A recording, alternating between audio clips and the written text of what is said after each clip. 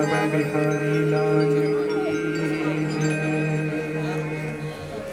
बोलिए मोर मुकुट बंसी वाले की जय। बोलिए सावरे सरकार की जय।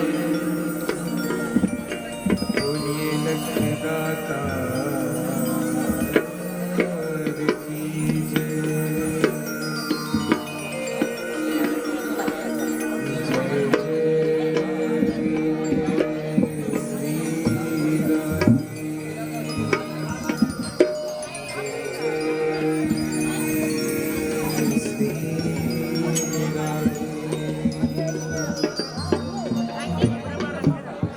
ये जो भजन है ये एक वाक्य है जो गीता प्रेस आपने सुना होगा मुजफ्फर की, उसमें संपादित हुआ था।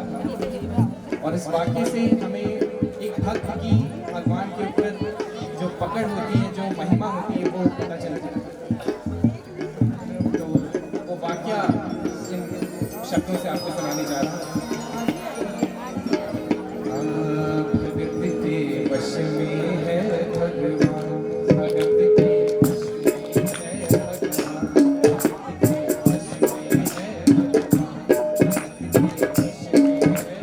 भगवान, बस बिना ये कुछ भी नहीं है, बस बिना ये कुछ भी नहीं है, भक्त है इनकी जान, भगत के वश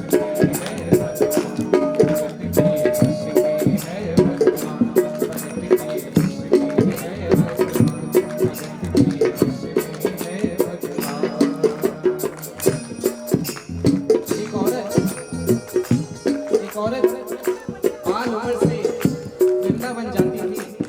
रोज वृंदावन धाम जाती थी,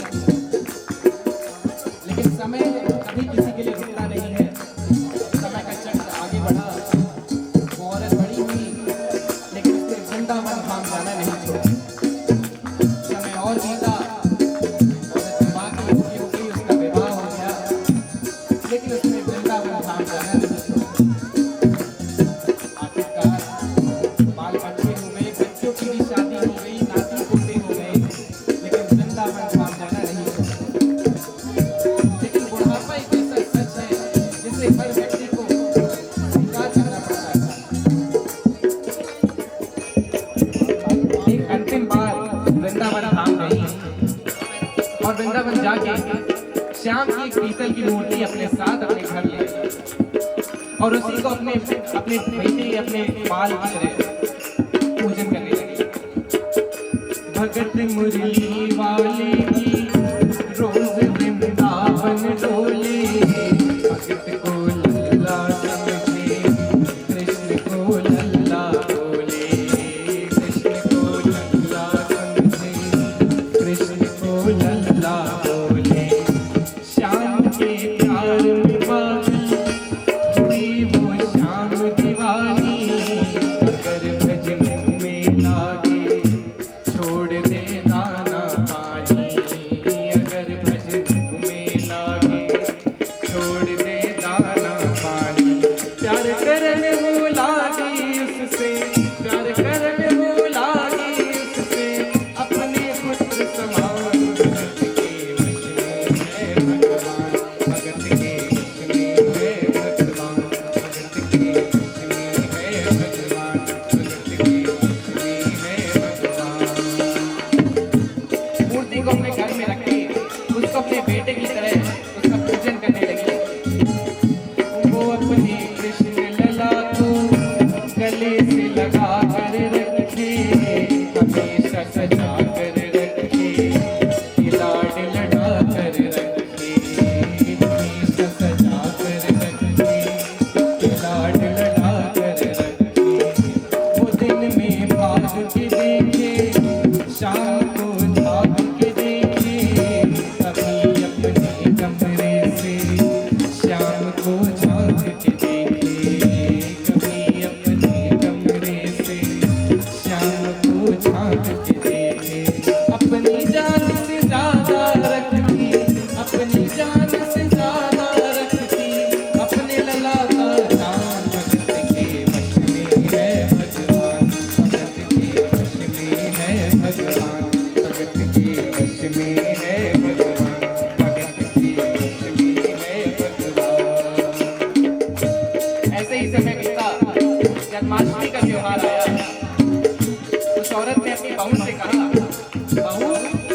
जन्माष्टमी है, आज जन्माष्टमी है। आज जरा मेरे लल्ला को नहला धुलाकर उसे सुंदर वस्त्र पहनाकर जरा पालने में बैठा दो। औरत कोई जरूरी काम कर रही थी कंप्यूटर पर। उसने बोला, हाँ मैं कुछ बहुत ही जरूरी काम कर रही हूँ, ये काम पूरा हो जाएगा तब मैं आपके लल्ला को पालने में बैठा दूँ। उस औरत ने कहा, बहू आज तक इस घर में सबसे पहले शाम का ही कार्य हुआ है और आज भी शाम का ही कार्य सबसे पहले इस घर में होगा। तो तू सबसे पहले शाम को पालने में बैठा दे, उसके बाद तेरा जो काम है तू करती रहे, मैं तुझे नहीं टोकूंगा। बहू को थोड़ा गुस्सा आ गया, झुंझला कर उठी और झटके से शाम की पीतल की मूर्ति को उठाया। मूर्ति हाथ से गिर गई और जैसे ही मूर्ति हाथ से गिरी, इस औरत के दिल से आवाज आई, वो लल्ला लल्ला पुकारे, हाय क्या जुल्म हुआ रे, बुढ़ापा पकड़ गया जी, लाल मेरा कैसे गिरा रे, बुढ़ापा पकड़ गया जी, लाल मेरा कैसे गिरा रे। जाओ डॉक्टर को लाओ, लाल का हाल दिखाओ, अगर कुछ हो गया मुझे बीमार गिराओ, अगर कुछ हो गया मुझे बीमार गिराओ। रोते रोते पागल हो गई, रोते रोते पागल हो गई, घर वाले परेशान, सबके वश में है भगवान, सबके वश में है भगवान, सबके वश में है भगवान, सबके वश में है भगवान। जब ऐसा देखा सबने कि औरत रोते रोते पागल हो रही है, किसी की नहीं सुन रही है, आस पड़ोस के लोग भी इकट्ठे हो गए, भीड़ जमा हो गई। भीड़ ने पूछा, बेटा क्या हुआ? उस औरत के बेटे ने कहा, अरे मेरी माँ पागल हो गई है, अरे पीतल की मूर्ति गिरती है तो कहती है डॉक्टर को लाओ, लाल का हाल दिखाओ। उसी भीड़ में एक सज्जन थे, उन्होंने कहा, बेटा तो किसी डॉक्टर को ले आओ, उससे बोल दे कि वो कहते कि मूर्ति ठीक है, तेरी माँ शांत हो जाएगी।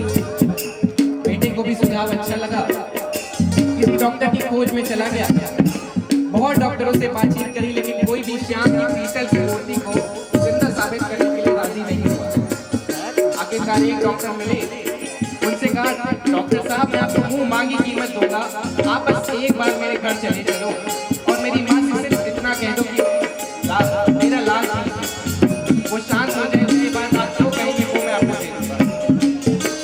डॉक्टर साहब भी लालच में आ गए, अपना बस्ता उठा के उसके घर चले गए। जैसे ही वहां पे पहुंचे, शाम की पीतल की मूर्ति को ऐसे ही छू के बोलने लगे,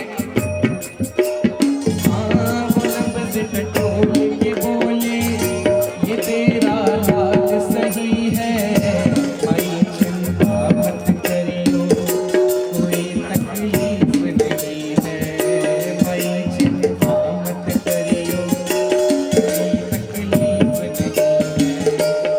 जब उस औरत ने देखा कि ये तो ऐसे ही देखे ले रहे हैं, उसने डॉक्टर से कहा, अरे डॉक्टर ये कैसा चेकअप कर रहा है, अरे जरा अपना बस्ता तो खोल, अपना आला निकाल और फिर शाम की धड़कन तो सुन और तब बता मेरा लाल सही है कि नहीं। डॉक्टर ने कहा, चलो कि ये सिफारिश भी पूरी कर दी जाए। उसने अपना बस्ता खोला, उससे आला निकाला और शाम के सीने पे लगा लिया। और जैसे ही आला सीने पे लगाया, उसके सामने जो उसने जितनी भी साइंस पढ़ी थी सब धरी की धरी रह गई। जो ही सीने से लगाया, पसीना जम कर आया, उसने कई बार लगाया और डॉक्टर चकराया, उसने कई बार लगाया और डॉक्टर चकराया। ऐसा क्या हो गया था जो एक इतना पढ़ा लिखा